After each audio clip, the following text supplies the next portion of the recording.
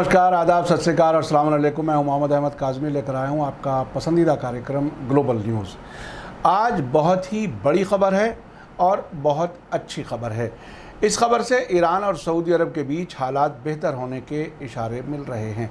Iran के former president Mahmood Ahmadinejad ने कहा है कि ईरान और सऊदी अरब भाई की तरह पड़ोसी हैं, इन्हें मिलकर काम करना चाहिए। ये बात उन्होंने सऊदी अरब के अल अरेबिया टेलीविज़न चैनल के साथ बात करते हुए कही है। उन्होंने कहा है कि दोनों मुल्कों के बीच तमाम इख्तलाफात के बावजूद कई ऐसी समानताएं यानी सिमिलरिटीज़ हैं जिससे दोनों एक साथ रह सकते हैं। अल अरेबिया के senior news anchor Tahir Barak के साथ इंटरव्यू में महमूद अहमदीनेजाद ने कहा कि मैं सऊदी अरब और ईरान के बीच टकराव को दोनों फरीकों के लिए बेफ़ायदा मानता हूं। हम भाई और पड़ोसी हैं और हमारे बीच समानताएं इख्तलाफात के मुकाबले में कहीं ज़्यादा हैं। उन्होंने ज़ोर देकर कहा कि तेहरान और रियाद को इलाके को मैनेज करने के लिए एक साथ मिलकर काम करना चाहिए। महमूद अहमदीनेजाद ने यूरोपीय यूनियन की तरह मिडिल ईस्ट में एक इलाकाई यूनियन बनाने की भी अपील की है। उन्होंने कहा है कि लोगों के फ़ायदे के लिए यूनियन बनाने में यूरोप ने लंबी मुद्दत तक बहुत कोशिशें की हैं। साथ ही उन्होंने कहा कि इंटरनेशनल ताकतें इस इलाके को कंट्रोल करने की कोशिश कर रही हैं। ये इलाका जो कि एनर्जी और कल्चर के लिहाज से बहुत ही भरपूर है, इन इंटरनेशनल ताकतों की वजह से यहाँ मुश्किलात पैदा हो रही हैं। अहमदीनेजाद ने अल अरेबिया को बताया कि इस इलाके पर कोई एक ताकत कंट्रोल नहीं कर सकती। इराक के प्रेसिडेंट सद्दाम हुसैन इस इलाके में सबसे ताकतवर बनना चाहते थे, लेकिन उन्हें कई मुश्किलात का सामना करना पड़ा। इलाके के मुल्कों के बीच कोऑपरेशन की मिसालें देते हुए अहमदीनेजाद ने कहा कि उन्होंने अपनी हुकूमत के दौरान 2012 में तेल की कीमत बढ़ाने के लिए सऊदी अरब के साथ एक से ज़्यादा बार तालमेल किया था।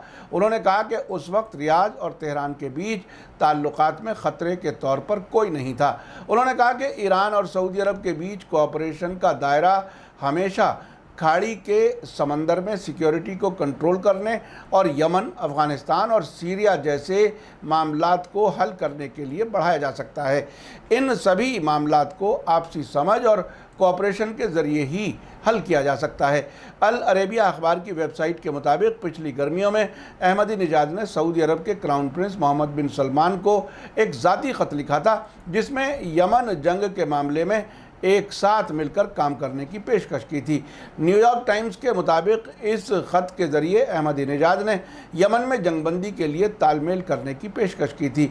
अल अरेबिया टीवी चैनल से बात करते हुए अहमदीनेजाद ने ये बात मानी है कि उन्होंने सऊदी अरब के क्राउन प्रिंस मोहम्मद बिन सलमान को ख़त लिखा था। अहमदीनेजाद ने ज़ाती तौर पर लिखे ख़त में कहा था कि मैं जानता हूँ कि आप बेगुनाह लोगों की मौजूदा हालत और हर दिन लोगों के ज़ख्मी होने और बुनियादी ढांचे को नुकसान पहुंचाने की मौजूदा हालत से खुश नहीं हैं। ख़त के आखिर में दस्तखत करने से पहले उन्होंने लिखा था, आपका भाई महमूद अहमदीनेजाद। आपको बता दूं कि ईरान के फॉर्मर प्रेसिडेंट अहमदीनेजाद 2005 से 2013 तक प्रेसिडेंट के ओहदे पर थे। इस बार 18 जून को होने वाले प्रेसिडेंट इलेक्शन में अहमदीनेजाद ने फिर से अपना नॉमिनेशन दाखिल किया था, लेकिन वहाँ की गार्जियन काउंसिल ने उन्हें इसके लिए अयोग्य यानी अनक्वालिफाइड ऐलान कर दिया था।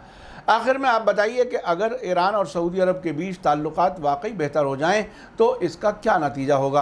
आप अपनी राय कमेंट्स में लिख सकते हैं। आखिर में आपको याद दिला दूं कि अगर आपने अभी तक media star world YouTube channel subscribe नहीं किया है तो सब्सक्राइब कर लें और घंटी दबाना ना भूलें। और अगर आप हमें फेसबुक पर देख रहे हैं तो हमारे पेज को लाइक करें ताकि आपको हमारी हर नई वीडियो की खबर सही वक्त पर मिल सके।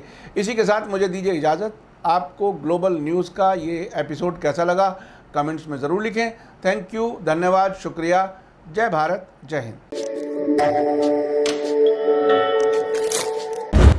मीडिया स्टार वर्ल्ड के और वीडियो देखने के लिए हमारे चैनल को सब्सक्राइब करें और सीधे नोटिफिकेशन पाने के लिए बेल आइकन दबाएं। और अगर हमारी खबर सच्ची और अच्छी लगे तो अपने व्हाट्सएप, इंस्टाग्राम, फेसबुक और ट्विटर अकाउंट पर ज़रूर शेयर करें।